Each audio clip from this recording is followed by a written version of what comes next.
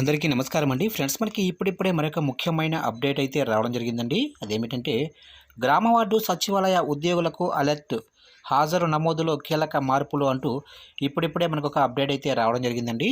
అయితే ఇందుకు సంబంధించిన పూర్తి వివరాలు అయితే మన వీడియోలో తెలుసుకుందామండి. వీడియో మాత్రం ఎక్కడా స్కిప్ చేయకుండా చూడండి ఫ్రెండ్స్, అప్పుడే మనకి పూర్తి సమాచారం అయితే తెలుస్తుంది. ఇక లేట్ చేయకుండా వివరాల్లోకి వెళ్ళిపోదాము. ఆంధ్రప్రదేశ్లోని గ్రామ వార్డు సచివాలయ ఉద్యోగులకు ముఖ్య గమనిక. గ్రామ వార్డు సచివాలయాల్లో పనిచేసే ఉద్యోగుల అటెండెన్స్ విషయంలో ఆంధ్రప్రదేశ్ ప్రభుత్వం కీలక నిర్ణయం తీసుకుంది.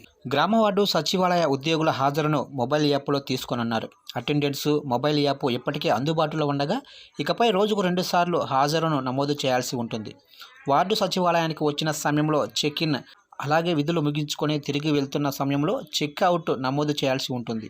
సచివాలయానికి వచ్చిన సమయం, అలాగే వెళ్ళిన సమయం రెండింటినీ నమోదు చేయాలని గ్రామ వార్డు సచివాలయాల సిబ్బందికి అధికారులు స్పష్టం చేశారు.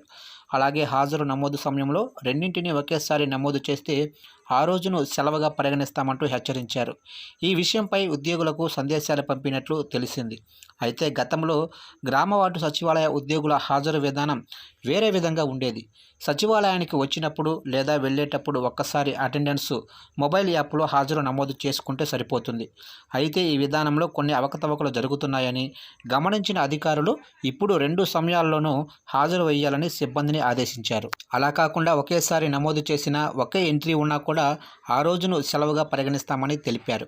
దీంతో గ్రామ వార్డు సచివాలయ సిబ్బంది క్రమం తప్పకుండా గుర్తుంచుకొని మరీ హాజరు వేయాలి. లేకపోతే పనిచేసినప్పటికీ ఆ రోజు సెలవుగా మారిపోతుంది. మరోవైపు సామాజిక భద్రతా పెన్షన్లు కూడా ఇప్పుడు గ్రామ వార్డు సచివాలయ ఉద్యోగులే పంపిణీ చేస్తున్నారు. గతంలో వాలంటీర్ల ద్వారా పెన్షన్ల పంపిణీ జరిగేది. అయితే టీడీపీ కూటమి సర్కారు అధికారంలోకి వచ్చిన తర్వాత ఈ విధానాన్ని మార్చేసింది. గ్రామ వార్డు సచివాలయ సిబ్బంది ద్వారానే ప్రతి నెల 1వ తేదీన పెన్షన్ల పంపిణీ చేయిస్తున్నారు. ఒక రోజులో పెన్షన్ల పంపిణీ చేసేలా ఏర్పాట్లు చేశారు. మరోవైపు గ్రామాల్లో సచివాలయాలను పంచాయతీలతో అనుసంధానం చేస్తారనే వార్తలు కూడా వినిపిస్తున్నాయి.